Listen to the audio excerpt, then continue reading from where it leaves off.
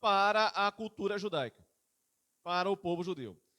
A Bíblia que nós temos, o Antigo Testamento, da forma como está organizada, quem organizou os rolos, os pergaminhos, selecionou os profetas, o Pentateuco, os 5 livros de Moisés, os livros históricos, foi Esdras. Esdras organizou o que a gente chama de cânon do Antigo Testamento. Né?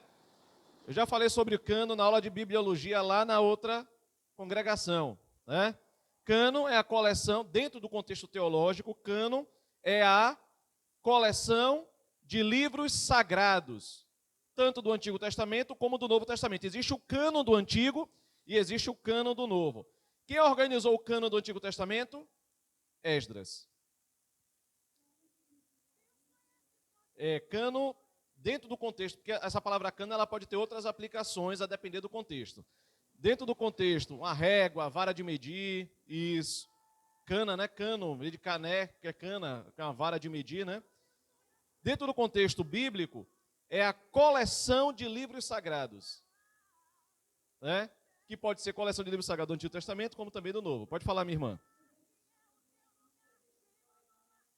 Uma coletânea, né? No sentido específico da palavra em si, ela tem a ver com medida, né?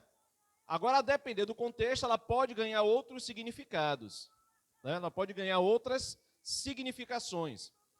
Então, Esdras foi a pessoa responsável em organizar o Antigo Testamento. Até porque, irmãos, eles haviam acabado de sair do exílio babilônico, né? Jerusalém havia sido destruída 70 anos atrás. Os exércitos do rei Nabucodonosor, isso para quem lê a Bíblia e gosta de ler os livros dos reis e o livro das crônicas, o profeta Jeremias, está sabendo do que eu estou falando. Né? Então o rei Nabucodonosor, Daniel também, né? Trata sobre isso, quer dizer, não sobre a destruição, mas sobre Nabucodonosor. Ele invade Jerusalém com 3 incursões e destrói a cidade. Pega a realeza na primeira leva, depois pega o povo comum, depois leva outra leva para a Babilônia e leva cativo o povo de Jerusalém, o povo de Judá, para a Babilônia.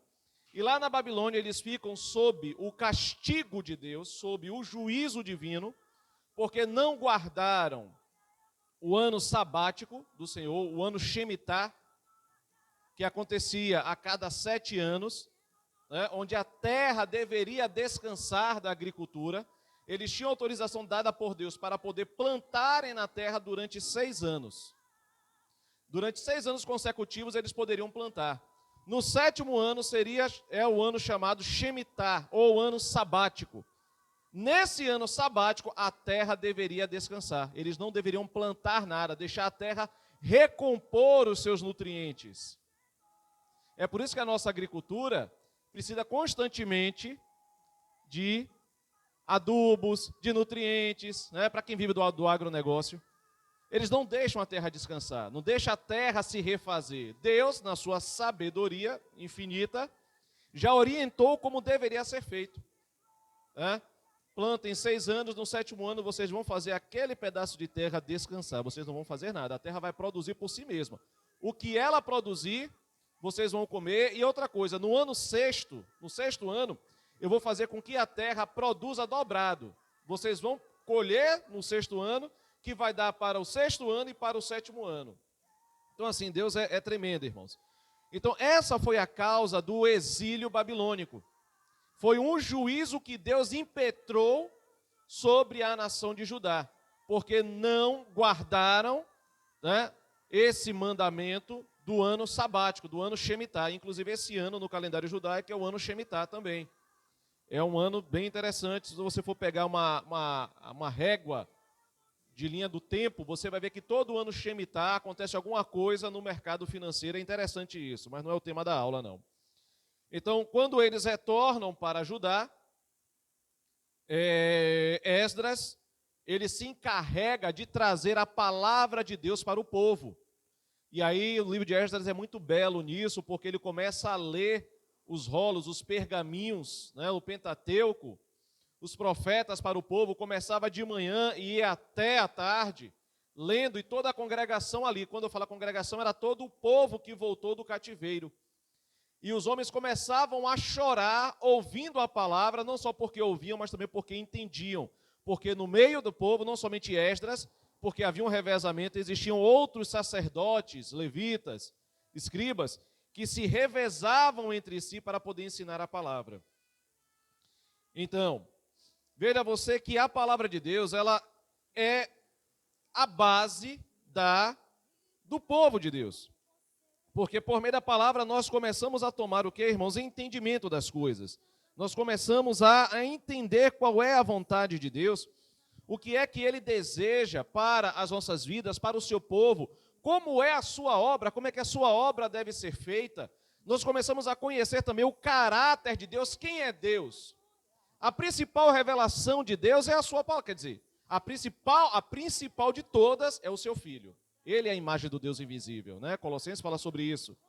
Aquilo que o Pai é, de forma invisível ao olho humano, porque nenhum homem pode contemplar, porque Deus habita na luz inacessível. O Pai revela plenamente, a palavra aí que Paulo utiliza lá em Colossenses, é a palavra pleroma, que é plenamente enchido. O Pai revela através do seu Filho. Então a gente quer conhecer o Pai, olha para Jesus. Depois de Jesus, a principal revelação está na palavra escrita, que aqui a gente vai conhecer o caráter, nós vamos conhecer quem é Deus, o que é que Ele gosta, o que é que Ele não gosta, quem Ele é, os seus atributos, a sua natureza, tudo isso a gente consegue conhecer através da sua palavra. Mas, irmãos, aqui foi só uma introdução, na verdade, uma exortação com relação à importância do estudo da palavra. Mas hoje, nós vamos tratar de um assunto interessante, queridos. Vamos tratar de um assunto interessante. Vamos falar sobre juízo. Juízo tem a ver com julgamento.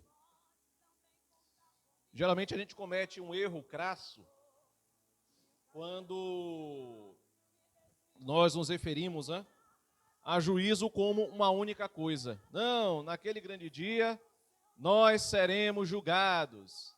Naquele grande dia Deus julgará o mundo, como se fosse um único evento. Só que o juízo divino, ele não se limita a um único evento. Deus tem juízos, no plural.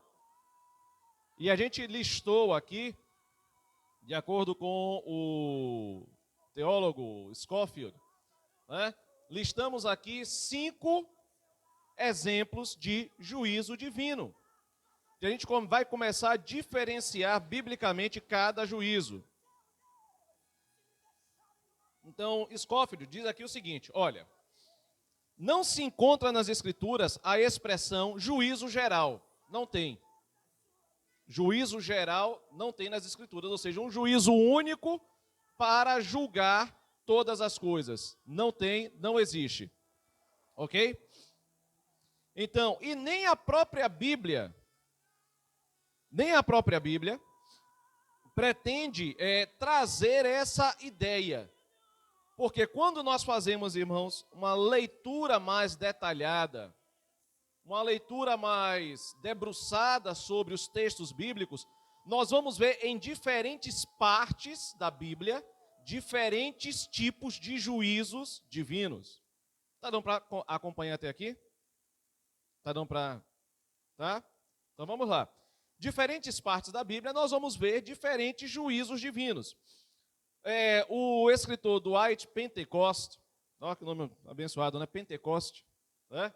Ele diz o seguinte: o mundo cristão incorreu num hábito nocivo de falar do juízo como um grande acontecimento, como se fosse uma coisa única, que ocorrerá por ocasião do fim do mundo, quando todos os seres humanos, santos, pecadores, judeus e gentios, os vivos, os mortos, e estariam diante do grande trono branco para serem julgados. Então a gente se refere muito à cristandade de uma forma geral, é claro que tem as suas exceções, se refere a esse julgamento, ao julgamento que está lá no livro de Apocalipse, lá nos últimos capítulos, que é o juízo do grande trono branco, onde todos comparecerão perante o trono branco e serão julgados, né, segundo as suas obras. Só que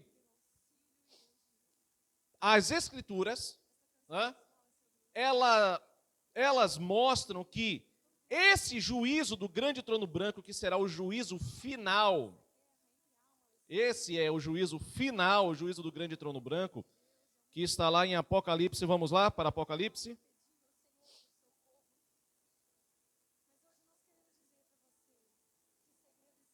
Vamos ver aqui.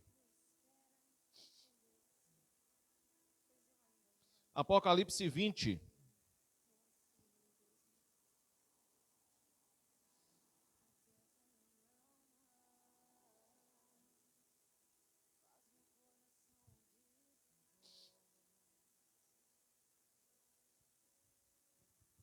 Vamos lá.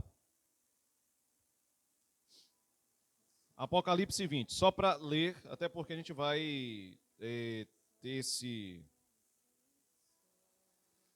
essa visão.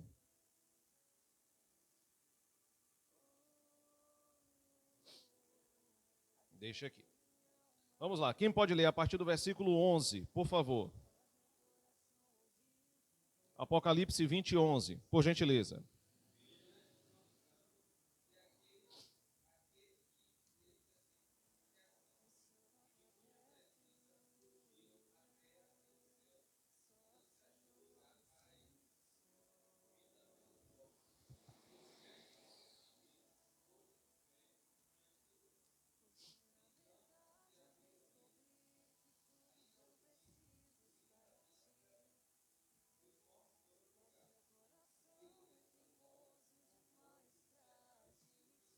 Pronto, até aqui, tá ótimo.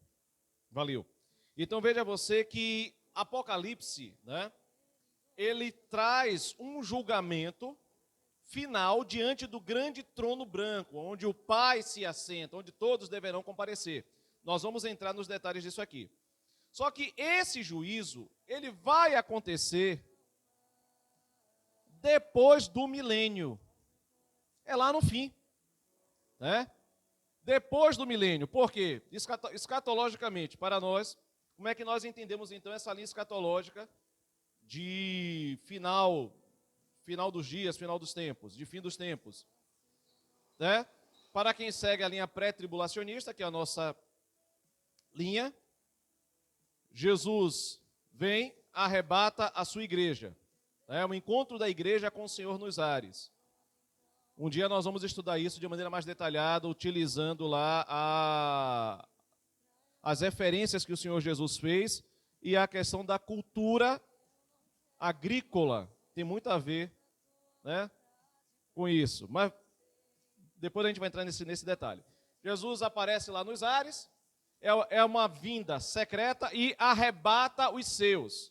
É o que Paulo fala, né, sobre a palavra grega harpazo ou harpazein, né, que é arrancar com força. É como você visse lá o capim, quando a gente vai capinar com a mão. Pega o capim e puxa e arranca pela raiz, não é assim? É a mesma palavra para arrebatamento. Vai ser algo forte, né? O Senhor vai arrancar os seus aqui da terra. A igreja estará com Cristo lá nos ares. Haverá um juízo para a igreja nesse momento. 7 anos de tribulação aqui na terra. Ok? 7 anos de tribulação aqui na terra. A igreja certamente deve pegar o princípio das dores. Mas o início da tribulação eu não creio. Mas vai de acordo com a visão de cada um. 7 anos de tribulação aqui na terra. Depois, no final desses 7 anos, Jesus volta com os seus anjos, com a sua igreja, pisa no Monte das Oliveiras e vai guerrear contra o anticristo. Na verdade, o anticristo sai ao encontro dele para poder guerrear contra ele, no vale do Armagedon, no vale de Meguido, lá em Israel. Jesus destrói o anticristo, o falso profeta, eles são lançados vivos no lago de fogo e enxofre, e o Senhor estabelece o seu governo milenar aqui na terra. Jesus vai reinar fisicamente aqui na terra. A sede do seu governo será lá no Monte Sião, lá em Jerusalém. E de lá ele governará todo o planeta durante 1000 anos, porque o homem não conhece o governo de Deus sobre a terra. Então esses 1000 anos serão os 1000 anos do governo de Deus, do governo do justo sobre a terra. Depois desses 1000 anos, lá no finalzinho, o que é que vai acontecer? Alguns que sobreviveram à grande tribulação, porque nem todos morrerão nessa grande tribulação, algumas nações sobreviverão, algumas pessoas sobreviverão, que não terão seus corpos glorificados, elas entrarão no milênio com esses corpos naturais. A igreja estará com o corpo glorificado. A igreja é diferente, a igreja já foi arrebatada e já teve o seu corpo glorificado. Mas os que sobreviveram, né, terão a oportunidade de entrar no milênio, mas com um corpo normal. Esses aí se casarão, constituirão famílias. No final de 1000 anos, uma parte da raça humana vai se rebelar contra Deus e vai querer invadir a cidade santa, que é Jerusalém, onde o Senhor está. E aí Apocalipse fala que vai descer fogo do céu, vai consumir a todos, e depois daí se dá o juízo do trono branco. Então veja aqui, muita coisa vai acontecer antes que esse juízo final chegue. Então esse juízo final não é para agora. Tem muita coisa ainda para acontecer. Esse juízo final é para o fim dos tempos. É para o fim mesmo, depois do milênio, né? Depois do 7º milênio da humanidade, de Adão para cá, né? 6.000 anos, já estamos entrando no 7º milênio, aí tem a contagem do calendário judaico, que vai tratar sobre isso. Aí tem algumas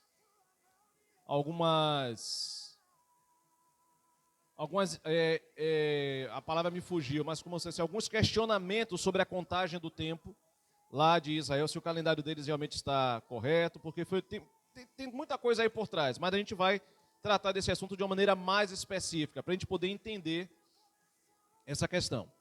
Então o que eu quero dizer para os irmãos é o seguinte, conforme Dwight Pentecost fala, conforme Scofield citando Dwight Pentecost, é um erro da igreja resumir o juízo divino em apenas um único ato, como se fosse uma única coisa. Veja que o juízo final é lá no final, mas a Bíblia, ela mostra que existem 5 tipos de juízos diferentes. 5 tipos, vocês sabiam disso? Sim ou não?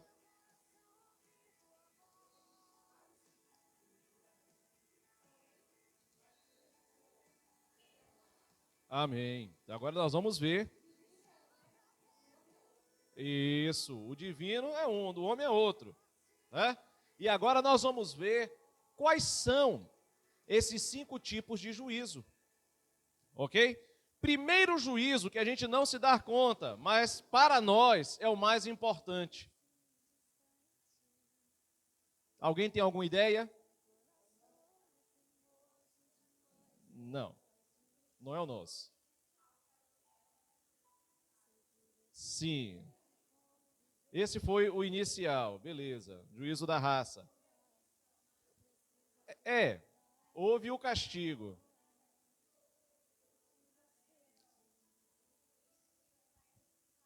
Sim.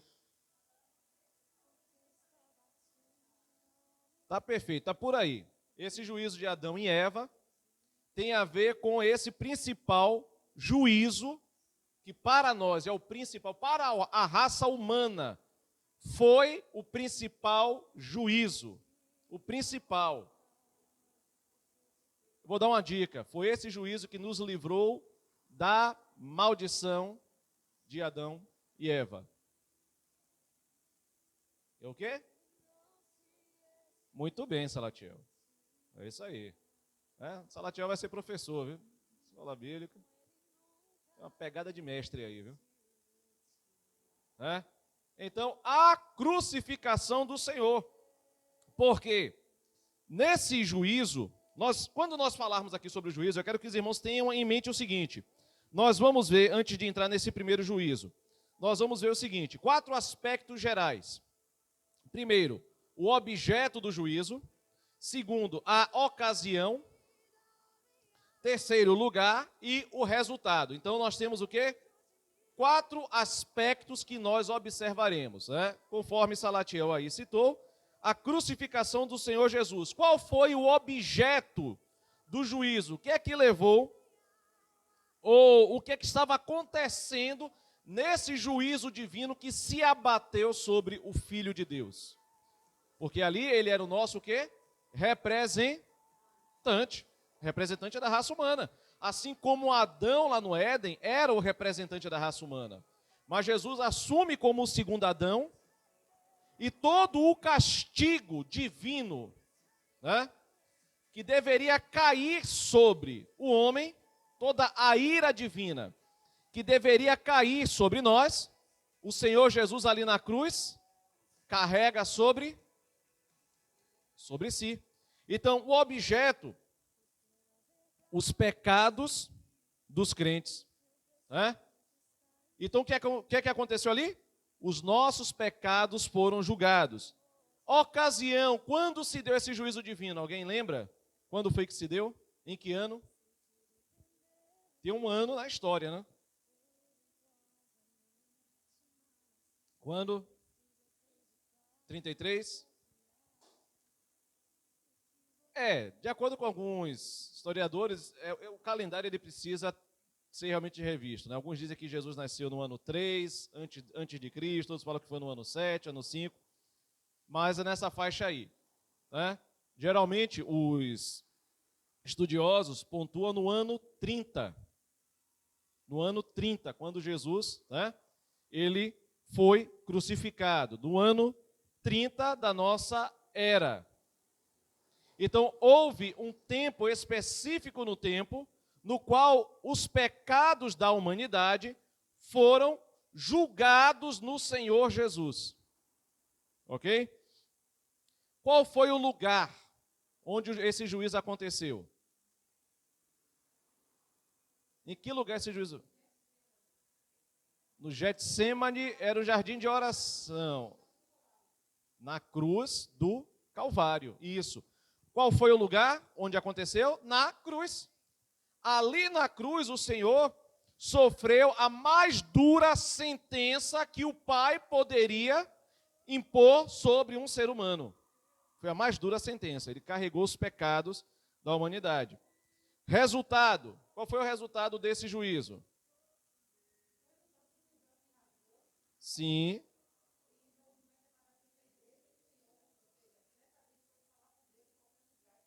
Amém, também. De uma forma mais, tá certo, de uma forma mais direta, falando daquele momento específico, resultado, a morte de Cristo, porque o salário do pecado é a morte, se bem que ele não pecou, mas foi o nosso pecado que o matou, e para nós, como ele era justo, a nossa justificação. A nossa justificação. E daí veio todas as outras bênçãos, né? O véu do tempo se rasga, essa comunhão, nós somos introduzidos na comunhão do Filho, né? Na comunhão de Jesus, que Jesus tem com o Pai, uma série de outras bênçãos vieram desse julgamento. Então, vamos lá para João, quem pode ler? Vou pedir ao irmão Wesley, dessa vez. João 19, versículo 17 e 18.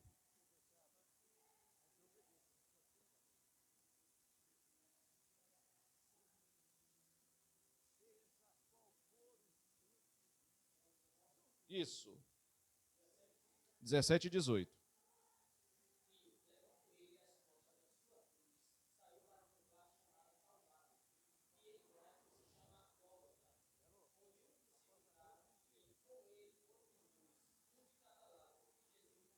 Pronto. Então aqui, historicamente, João relata o fato. Isso aconteceu historicamente falando, houve um momento no tempo onde esse fato realmente aconteceu, e João, como biógrafo, está relatando este evento. Vamos lá agora para a primeira carta de Pedro, capítulo 2, versículo 24. Vou pedir à irmã Rita, pode ler, irmã Rita? 1 Pedro, capítulo 2, versículo 24.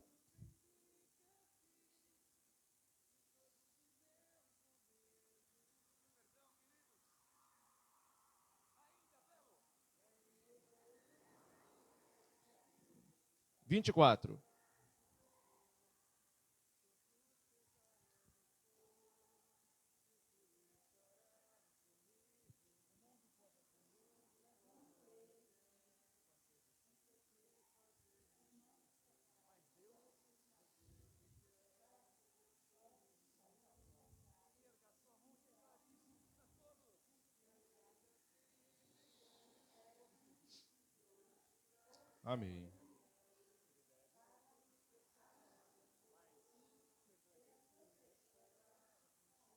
Glória a Deus, glória a Deus. Carregando ele mesmo no seu corpo sobre o madeiro, né, conforme a irmã leu, os nossos pecados. Então ali o madeiro foi o juízo de Deus sobre o filho. Irmãos, há um erro que chega da coceira na cabeça. Alguns acreditam que quando Jesus morreu ali na cruz, ele estava pagando ao diabo a vida, né? Os pecados da raça humana. Olha que tem denominação que defende isso, né? Dizendo que Jesus ali comprou das mãos do diabo o ser humano, que é como se ele estivesse pagando essa dívida ao diabo. Irmãos, o diabo é devedor. O saldo dele está negativo. Ele não é credor em nada, a não ser do pecado. A não ser do pecado, que ele é credor de quem peca. Jesus pagou os nossos pecados a quem?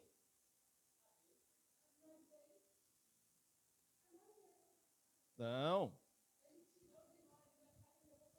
Sim. Isso. E essa dívida foi paga a quem? Quem foi que recebeu? Quem é que ficou satisfeito com esse pagamento? Isso, o Pai.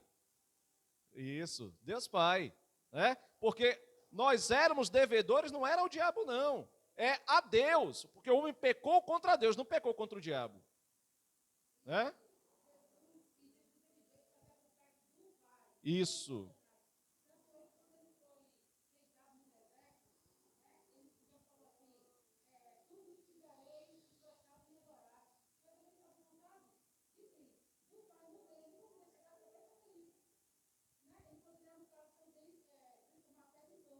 E aí, isso é verdade.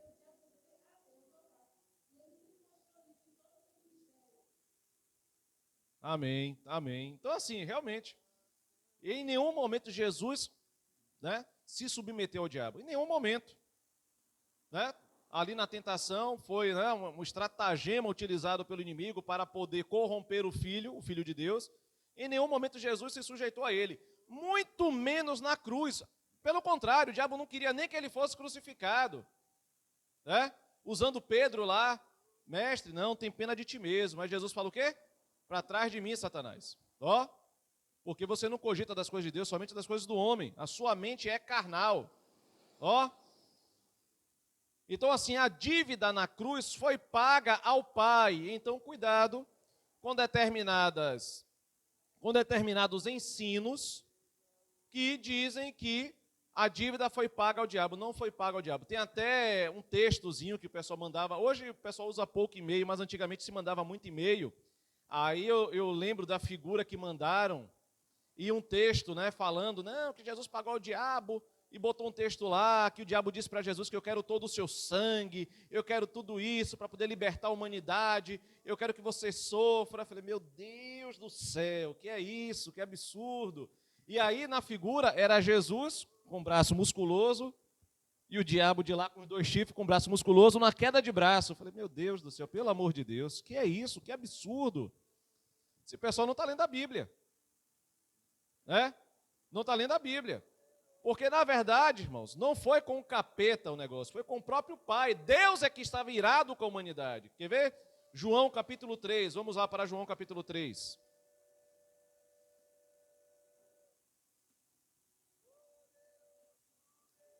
Nesse aspecto, o diabo é apenas um figurante na história.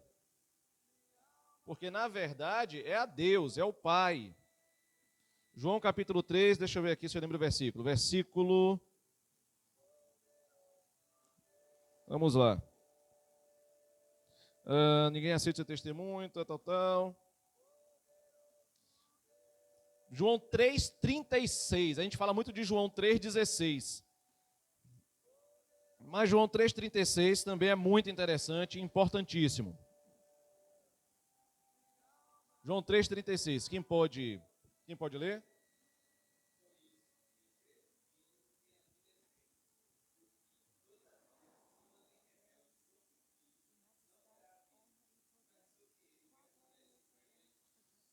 Maravilha. Sobre ele permanece a ira de quem? Não é a ira do diabo, não? Não é a ira dos demônios, não? Dos anjos caídos, não? Está dizendo claramente aqui quem é que está irado com aquele que não tem um filho. É Deus, irmãos. Quando Jesus morre na cruz, ele estava aplacando a ira divina. Ele foi o sacrifício perfeito. Ele recebeu o juízo mais duro, né, para poder nos resgatar. E essa dívida foi paga ao Pai com o preço de sangue. Por isso que aqui a gente não canta: eu nunca saberei o preço dos meus. Irmãos, nós sabemos o preço. Nós sabemos o preço do nosso pecado. Foi o sangue de Jesus. A Bíblia fala claramente. Como é que a gente pode cantar dizendo que a gente nunca saberá o preço dos meus pecados, dos nossos pecados sobre a cruz? É por isso que aqui o irmão Ney, eu gosto, quando ele vai puxar o refrão dessa música, né? Teu sangue foi o alto preço dos meus pecados lá na cruz. Foi isso. A gente deve cantar dessa forma. Teu sangue foi o alto preço dos meus pecados lá na cruz. Então, irmãos, esse juízo divino recaiu sobre o Senhor Jesus ali na cruz do Calvário. Vamos continuar. Até aqui está dando para acompanhar? Está dando para entender? Então vamos lá. 3,36. Vamos voltar para 1 Pedro. Vou pedir aí a irmã Altamira, por favor, primeira carta de Pedro, capítulo 3, versículo 18.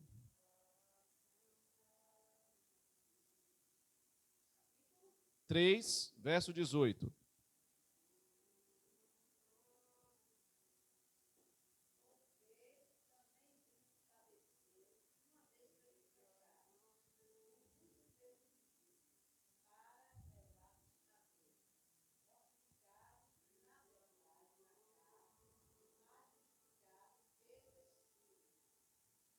O justo, Cristo, o quê?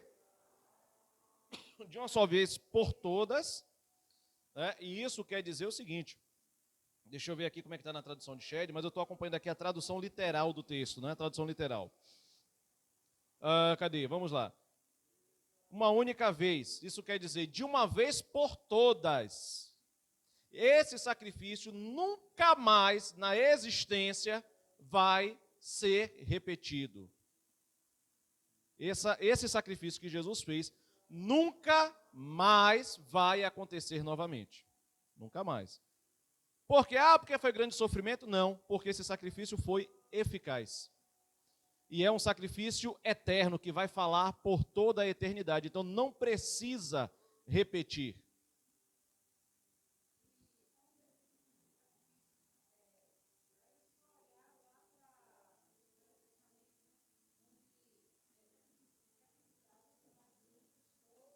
Sim. Isso. Uma vítima inocente tinha que ser morta, né?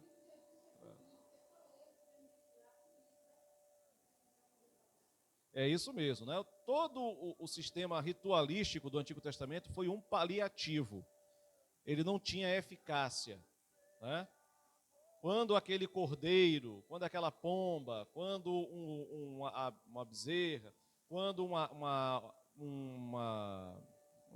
cabra, né, no caso um bode, era sacrificado, ali era apenas um paliativo, apontando como um tipo, como a representação, como um tipo, apontando para o real sacrifício que seria realizado pelo próprio Senhor Jesus, o Cordeiro de Deus. Nem à toa que Jesus é chamado por João Batista de eis aí o Cordeiro de Deus, né? Que tira os pecados do mundo. Então todo aquele sistema do Antigo Testamento foi um paliativo.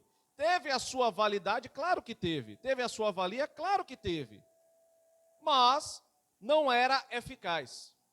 Ele apenas cobria os pecados, ele não removia. Havia uma cobertura para que o juízo divino não se abatesse sobre a vida do pecador. Com Jesus, houve uma limpeza, né, uma remoção dos pecados.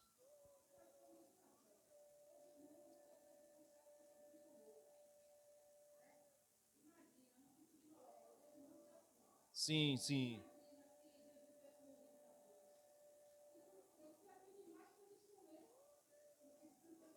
De tanto pecado que...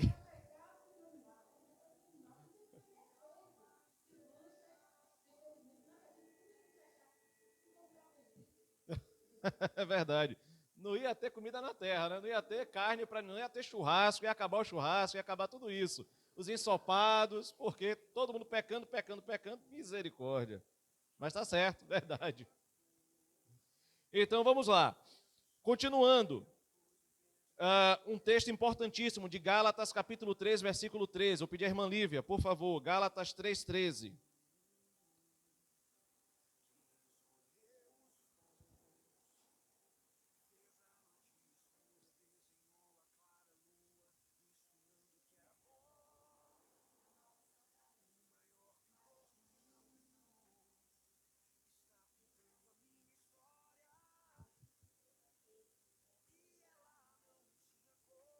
Ok, maravilha. Então diz o quê? Cristo nos resgatou do quê? Da maldição da lei, irmãos. Então a lei, Paulo fala que a lei é santa, justa e boa. A lei é de Deus. O problema não era a lei, o problema era o ser humano que não conseguia cumpri-la. Né?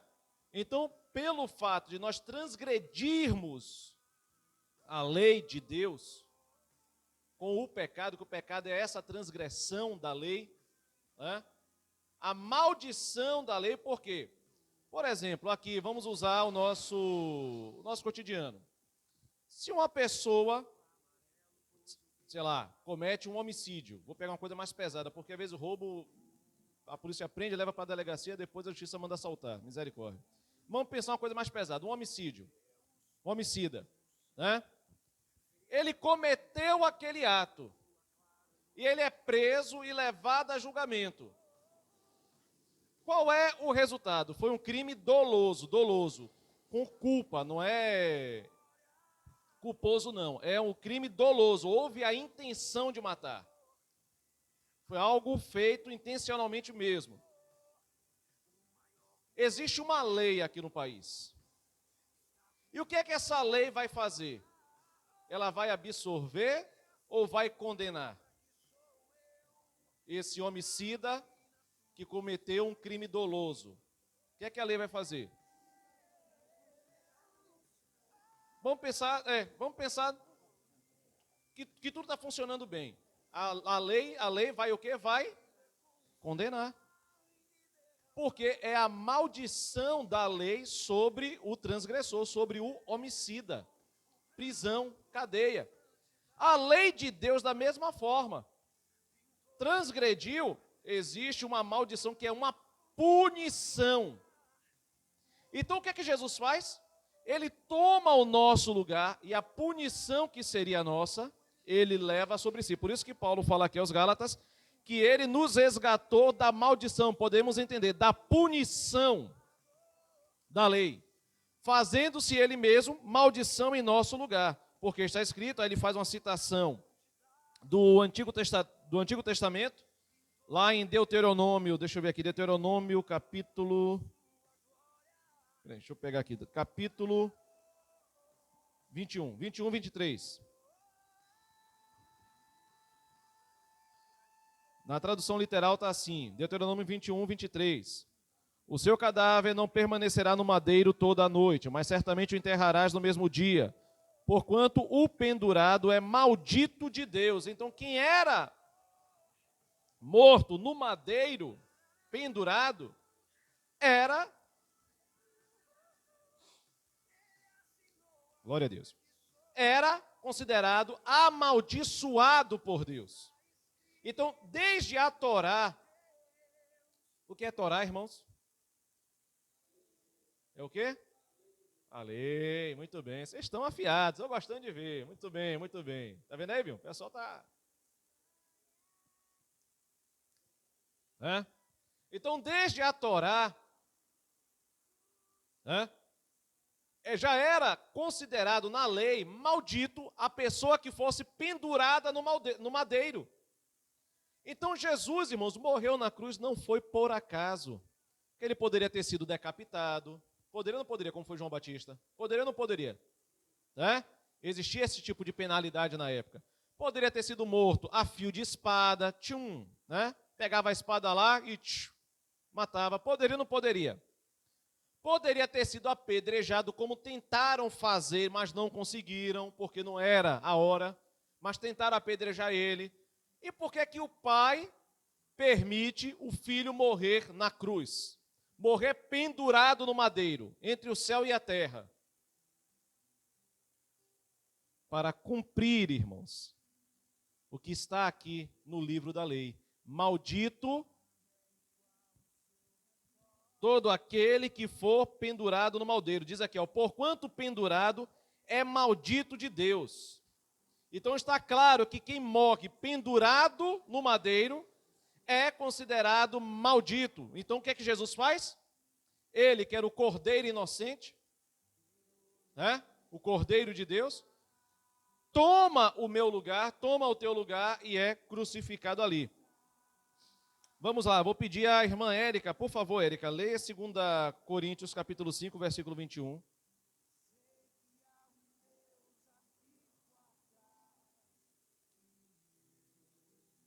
Cinco, 21.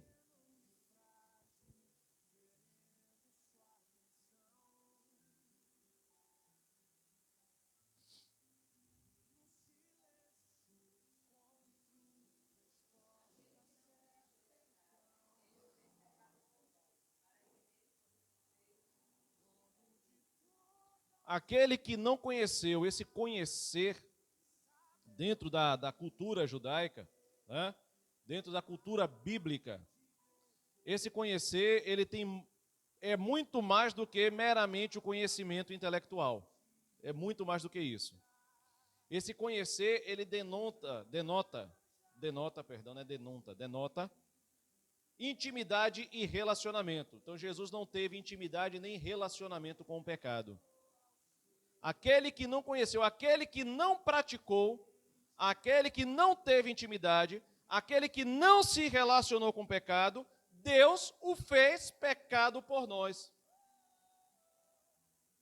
A gente vai ver muito sobre isso quando nós estudarmos a carta de Paulo aos Romanos.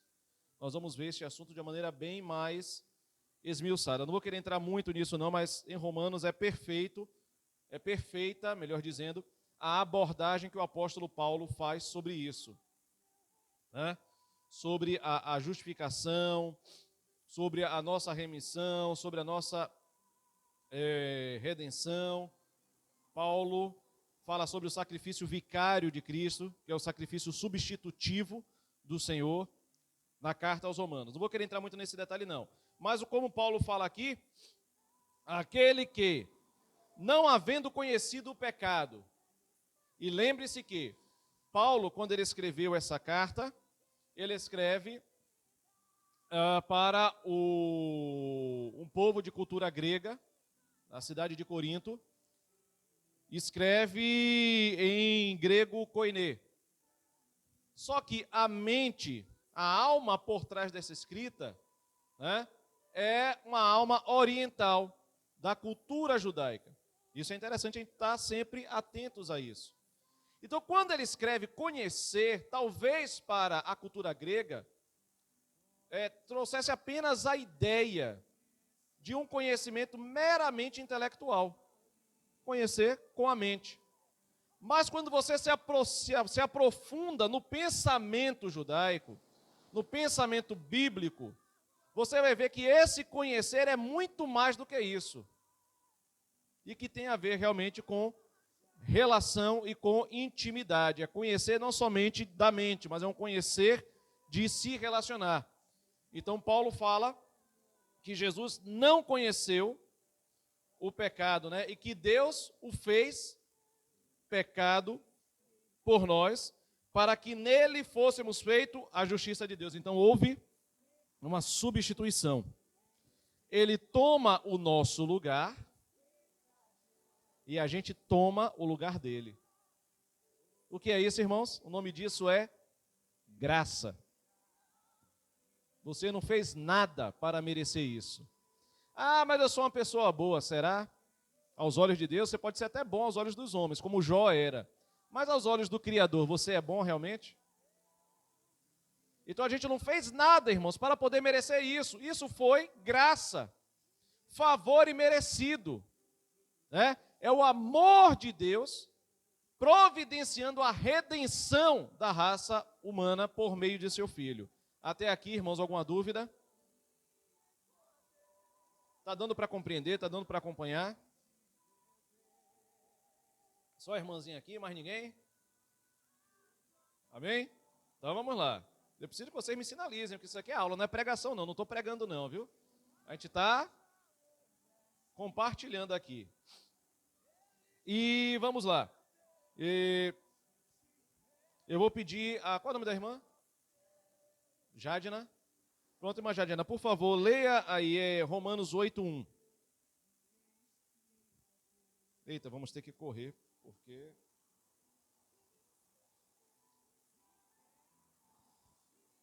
Romanos 8:1. Capítulo 8, versículo 1. É muito conhecido.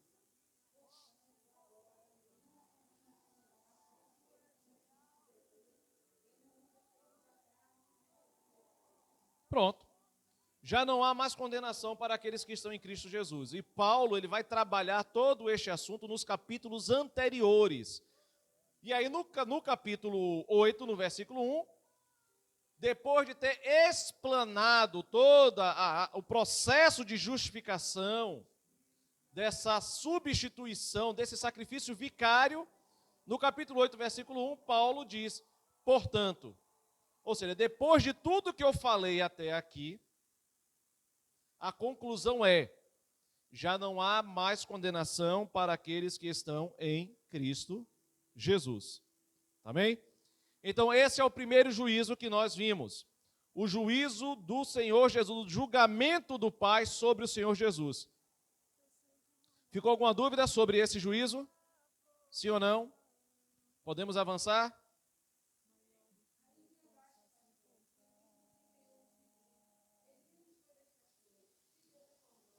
Amém. Barulho. Quem será contra? Se é Deus, né? Quem nos justifica. Aí não tem capeta certo, né? O acusador dos nossos irmãos, né? Como fala na Bíblia, né?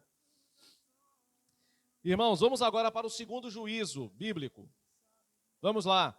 Qual é o segundo juízo? É citado aqui por Scofield. Segundo juízo.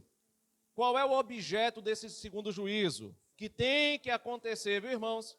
Ah, não, é falta de amor, é falta de misericórdia. Vai ler a Bíblia.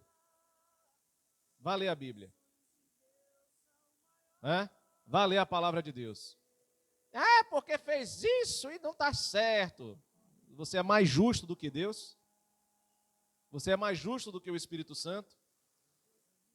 Você entende mais das coisas do que a palavra de Deus? Qual é esse juízo? Por que ele é tão polêmico? É o juízo. O segundo juízo é, qual é o objeto? A disciplina do crente. Quando comete pecado.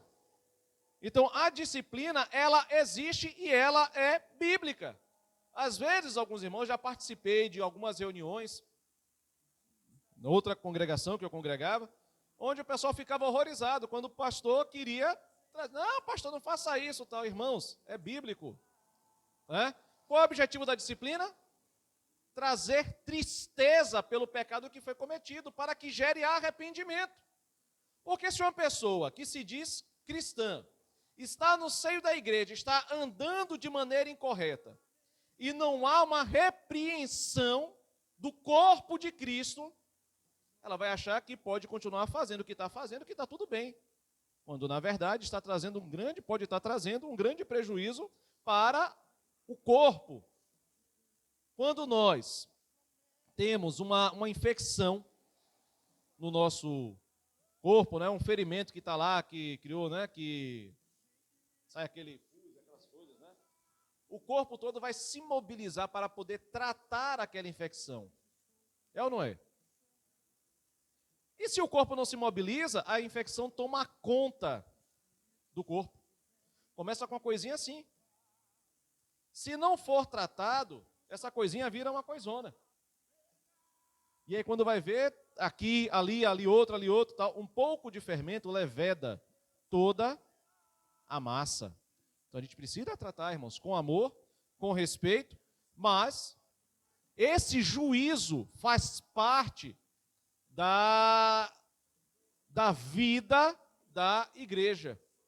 Faz parte da vida da igreja. E não é falta de amor, muito pelo contrário. É amor em forma de repreensão. A Bíblia fala que quando nós éramos crianças, né, nossos pais, o quê? Nos repreendiam. Por que o pai repreende o filho? É porque quer ver o mal do filho? É porque quer que o filho se destrua? Não, muito pelo contrário.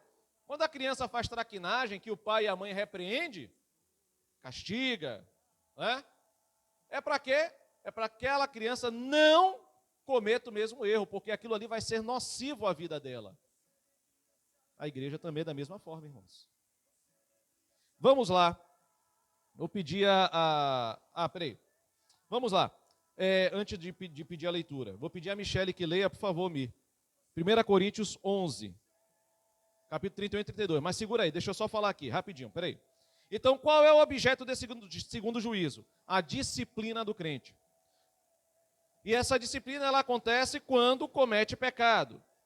A ocasião, quando é que isso vai acontecer? A qualquer momento. A qualquer momento. O juízo de Jesus na cruz aconteceu no ano 30. Mas a disciplina do crente que anda de forma incorreta vai acontecer a qualquer momento. Qual é o lugar? Qualquer lugar. E o resultado? Castigo. Leia aí, 1 Coríntios capítulo 11, versículo 31 e 32.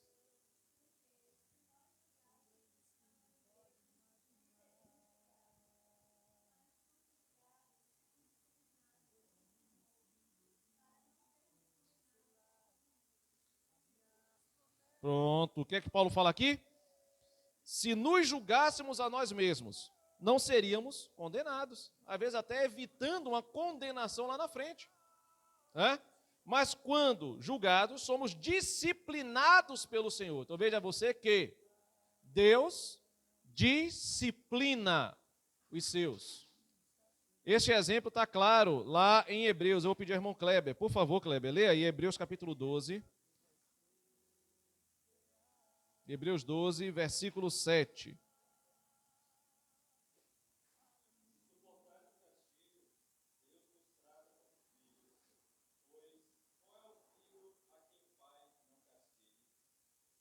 Pronto. Qual é o filho a quem o pai não o quê? Não o quê? Isso aí eu acho que é falta de amor, não é não, irmãos? Porque eu acho que deveria estar escrito assim, qual é o filho que o pai não passe a mão pela cabeça? Não deveria estar assim, não? Né? Com esse evangelho que está sendo pregado aí, da Hyper Grace, que é hipergraça, né? Ah, não tem problema não. Não tem problema não, não tem nada a ver, isso é normal, é natural, irmãos, não é. Pecado nunca foi natural, desde o Éden. Foi por causa do pecado que eu queria usar uma outra palavra, que eu acho uma palavra muito pesada, a espaço, graça, se abateu sobre a humanidade. Nunca foi natural, irmãos. Deus não criou o homem para pecar. Nunca esteve no projeto inicial do Pai que o homem pecasse. Porque o pecado é uma transgressão, é uma afronta à santidade de Deus direta, né? Ao domínio, ao governo e à autoridade dele, principalmente à sua santidade. Então, quando essa santidade ela é tocada, ela é, entre aspas, ferida, aciona um outro atributo, porque Deus é santo. Deus é santo, sim ou não? É um atributo dele, que inclusive é um atributo comunicável, porque ele comunica esse atributo às suas criaturas, no caso aos seres humanos, e aos anjos também. É um atributo. Quando essa santidade ela é tocada, quando eu falo tocada, ou seja, no sentido de ter sido ferida, o que é que acontece? Aciona um outro atributo de Deus. Qual é o outro atributo de Deus? A justiça. E a justiça, se ela não for mediada pela graça, pela misericórdia, o salário do pecado é o quê? É a morte. Então a disciplina é um ato de misericórdia da parte do Pai para com os filhos que erram. É um ato de misericórdia sobre nós, irmãos. Porque se essa justiça não fosse mediada pela graça ou pela misericórdia divina, quem pecasse seria fulminado imediatamente. Ou seja, esse lugar estaria vazio, ninguém estaria aqui. Esse lugar, não vou falar dos outros lugares, das outras igrejas locais, mas essa igreja não teria um membro, nem pastor, nem ninguém. Porque a misericórdia de Deus entra. E a misericórdia de Deus geralmente entra e se manifesta através da disciplina.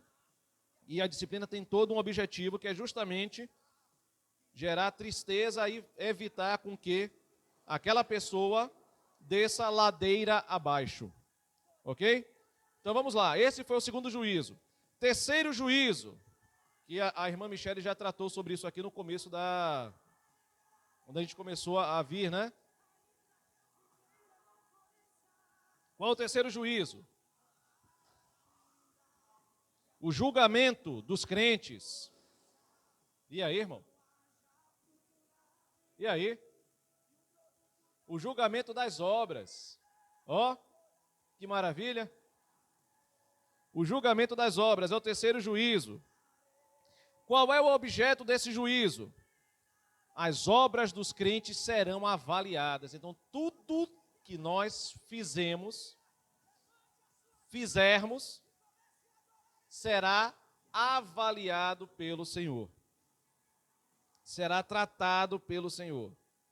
O apóstolo Paulo, lá na sua primeira carta aos Coríntios, no capítulo 3, vou pedir ao irmão Wesley, por favor, Wesley. 1 Coríntios capítulo 3, versículo 11.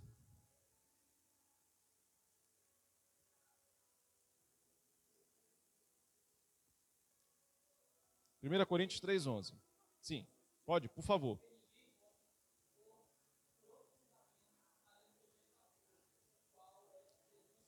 Jesus é o fundamento.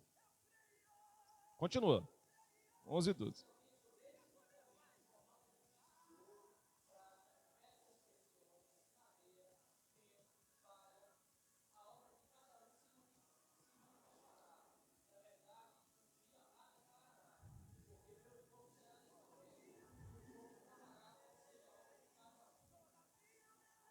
Continue.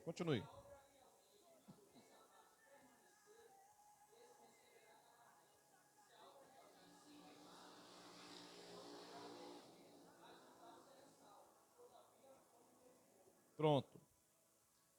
Então, Paulo, ele tira a cortina, ele descortina essa questão do juízo das obras. As nossas obras, irmãos, elas passarão pela avaliação divina. Tudo o que nós fazemos no reino será avaliado por Deus. E aí Paulo diz que algumas obras serão comparadas a ouro, prata e pedras preciosas. Quando você coloca o ouro no fogo, o que é que acontece com o ouro? Derrete, mas ele se destrói? Ele sai de lá o quê? Mais purificado, sim ou não? A prata da mesma forma, sim ou não? Não é? Quando passa pelo fogo, a prata ela vai sendo depurada, ela vai sendo refinada. As pedras preciosas, elas não são afetadas pelo fogo, elas são o que são. Né? São aquilo ali, não são afetadas. Mas, quando a gente coloca madeira, feno e palha no fogo, o que é que acontece? Sobra alguma coisa? Assim são as obras, algumas das obras que nós fazemos dentro do reino de Deus. Algumas das obras que nós fazemos. Aos olhos de Deus, irmão, não está dizendo nada. Eu lembro que certa vez eu tive a oportunidade, fui junto com o Genival, né, que na época não era pastor, eu chamei ele para, e eu não sei se Kleber foi, não lembro que já tem muito tempo, mas eu lembro que o Genival estava lá no sítio, aí eu liguei para ele, vai ter a conferência de líderes, quer ir? Bora. E nessa conferência foi com o irmão Russell Shedd, que é o autor, né, dessa Bíblia de estudo. Né? O Russell Shedd já partiu para o Senhor, um homem de Deus, um teólogo formidável, um homem assim, mestre na palavra, uma vida irrepreensível diante dos homens, né? Diante de Deus. Deus, né, conhece cada cantinho lá dele, mas diante dos homens uma vida irrepreensível. E Russell Shedd disse uma frase ali naquela conferência, ele falou muita coisa boa, mas teve uma frase que ele falou que me chamou a atenção e nunca mais eu esqueci. Qual foi a frase que ele disse? Irmãos, falava mais ou menos assim, irmãos, às vezes nós nos impressionamos com ministérios que não impressionam a Deus.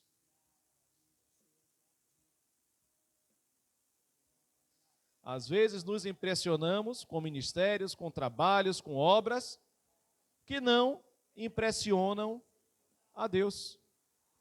Ah, mas é grandioso. Mas aos olhos do Senhor é feno, é palha. Não tem nenhum valor espiritual. Não tem nenhum valor espiritual. Então, existe esse juízo. Então, qual será o objeto? As obras dos crentes, a minha e a sua. Eu como pastor, eu como professor de escola bíblica, isso aqui está indo para lá, está indo para os registros celestiais. Naquele grande dia, o Senhor vai pegar essa obra, você que foi professor, Márcio, de escola bíblica, deixa eu pegar aqui o seu ministério enquanto professor, o seu serviço enquanto professor, vou passar pelo fogo e vamos ver se vai sobrar alguma coisa. Vamos ver qual foi a intenção com a qual você realizou. Vamos ver qual foi o objetivo, com que coração você fez. E outra coisa, Márcio, eu vou ver se você fez essa obra em mim. Ou melhor, se fui eu quem fiz essa obra através de você, ou se foi uma coisa do seu coração. Então Deus, Ele vai sondar, né, a intenção do coração de cada um. E não somente isso, se essa obra foi feita por Ele através de nós. Porque uma coisa aprendi com o irmão Dino e a Francesco, um colombiano que já passou para o Senhor. Acho que aqui só Kleber e Michele conhecem. O irmão Dino dizia o seguinte, deu branco agora. Oh, Jesus. Deu branco, Jesus. Misericórdia. Fui falar do irmão. Ele estava falando sobre o que, meus irmãos? Sobre obra. Meu Jesus amado. Depois eu lembro. Eu sei que o irmão de nome de Deus deve estar lá na glória com o Senhor. Mas ele tinha uma frase muito interessante sobre essa questão das obras, né? Então, as intenções do coração, com que objetivo? Ah, sim. Lembrei. Ele diz o seguinte: ninguém pode realizar a obra de Deus. Ninguém pode, você não pode fazer a obra de Deus. E a gente vai aprender que no reino de Deus muita coisa a gente não pode fazer. Ninguém pode realizar a obra de Deus a não ser o próprio Deus. E como é que Deus realiza a sua obra? Através de nós. Se eu faço algo para o Senhor, digamos que eu sou, sei lá, um guitarrista ou um baixista, eu estou fazendo diante da igreja, né, um serviço para a igreja. Mas se eu não estou com a vida correta, se o Espírito de Deus não me capacita, não me unge para aquele serviço, eu não estou realizando a obra de Deus. Eu estou realizando uma atividade humana, que naquele grande dia não vai passar pelo fogo do juízo. Tá dando para entender, irmãos? Como isso é complexo? E como a gente deve ter temor a Deus quando nós fazemos as coisas para o Senhor? Porque isso vai passar, irmãos, por um critério. Vai passar por um julgamento. Né?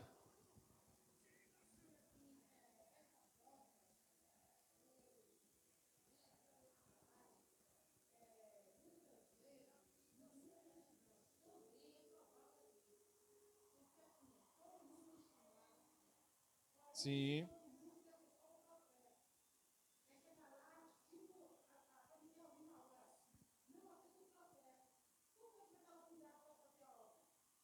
Não está.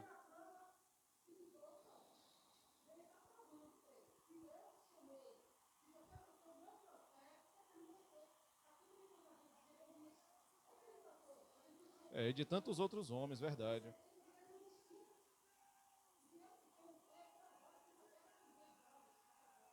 Não, isso é verdade. Né?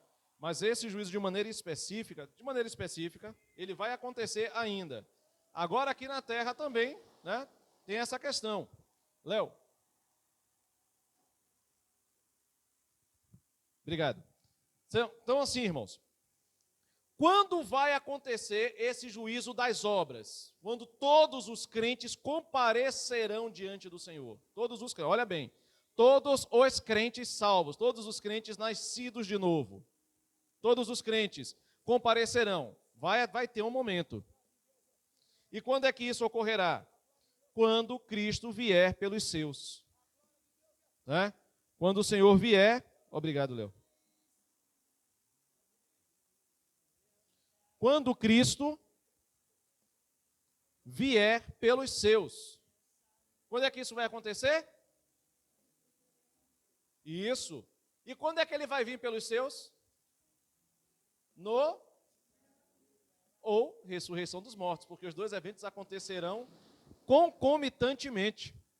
Tanto o arrebatamento daqueles que estiverem vivos, como também a ressurreição daqueles que estiverem mortos, né?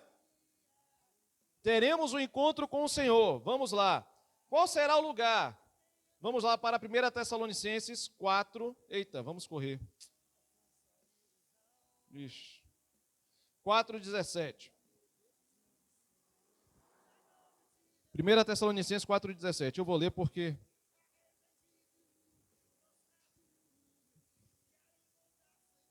Eu vou ler aqui na tradução literal do texto, viu? Depois nós, aqueles, aí ele coloca aqui, irmãos que estaremos vivendo, ou seja, os vivos, aqueles que estaremos restando, simultaneamente, o texto literal é bem interessante, que é bem detalhado, simultaneamente e juntamente com eles quem? Com os mortos que serão ressuscitados, e juntamente com eles, seremos arrebatados para cima. Nós seremos levados, arrebatados, dentro das nuvens, para o encontro do Senhor dentro do ar. E assim, todos juntos, sempre com o Senhor estaremos. Então, o que é que o texto fala? Que nós seremos arrebatados e levados para o encontro com o Senhor no ar, dentro das nuvens. Então, veja você que o arrebatamento, ele não será um evento visível, no caso, em se tratando do Senhor Jesus, para o mundo. Ele é exclusivo para a igreja. O arrebatamento não é a segunda volta de Cristo. Não é. Ou a segunda vinda, né, de Cristo. O arrebatamento é um evento que precede esse retorno do Senhor à terra. No arrebatamento, Jesus não vai pisar na terra, ele ficará nas nuvens. Né? Como foi lá no Monte das Oliveiras, ele subiu, e foi oculto nas nuvens. No arrebatamento ali das nuvens, ele chamará os seus, e nós nos encontraremos com ele nos ares, nas nuvens. E ali, lá, nós teremos então esse encontro com o Senhor, e ali haverá o que é chamado de tribunal de Cristo. O tribunal de Cristo. Onde as obras dos crentes serão julgadas, serão tratadas. E esse julgamento desse tribunal, que é o bema, né? Esse tribunal, esse pódium, onde nós receberemos galardão ou não, a depender da intenção, esse julgamento das obras não é um julgamento para salvação ou para condenação. Não tem nada a ver com salvação ou com condenação, porque quem já estiver lá já está salvo. Tem a ver com galardão, com recompensa pelo trabalho realizado. Está dando para entender a diferença, irmãos? Quem participar deste evento, que todos nós aqui participemos em nome de Jesus, né? Não será um julgamento, vai para o inferno, vai para o céu. Não é esse tipo de julgamento. É um julgamento de obras para receber galardão, para receber o quê? Recompensa pelo trabalho realizado. Paulo deixa isso muito claro no texto que o irmão Wesley leu, né? Que se a obra de alguém se queimar, lá em 1 Coríntios capítulo 3, o tal sofrerá perda, mas contudo será salvo como que pelo fogo. Pode falar, Wesley.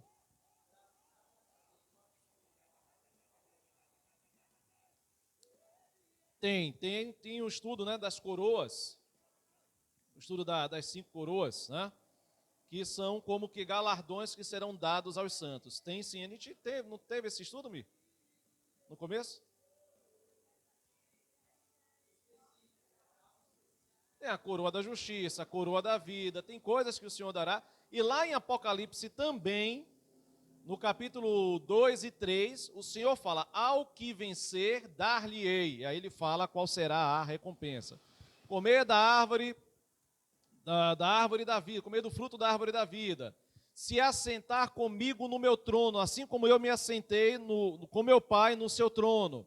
Será coluna no templo de Deus, e de lá jamais sairá. Receberá uma pedrinha branca que terá um novo nome, o qual ninguém conhece, senão ele, né, e Deus. Que mais?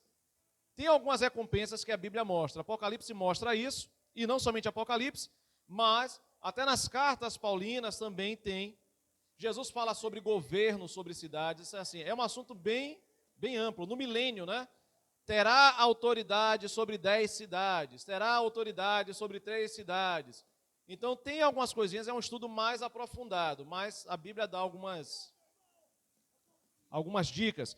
Nós podemos entender de forma literal ou de uma forma figurada, né? Alguns galardões. Por exemplo, coroa. Será que vai ser uma coroa literal mesmo, na cabeça? Não sei. Né? Mas o sentido é que aquela coroa vai trazer uma recompensa, né, de acordo com o nome dela. Coroa da justiça, coroa da vida. Pode falar, irmão.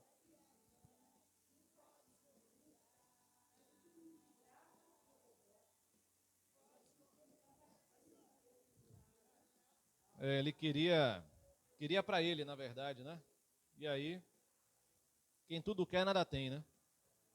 E aí perdeu. Mas, irmãos, nós vamos dar uma paradinha por aqui.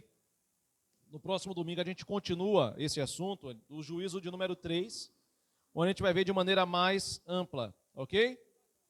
Mas vamos lá.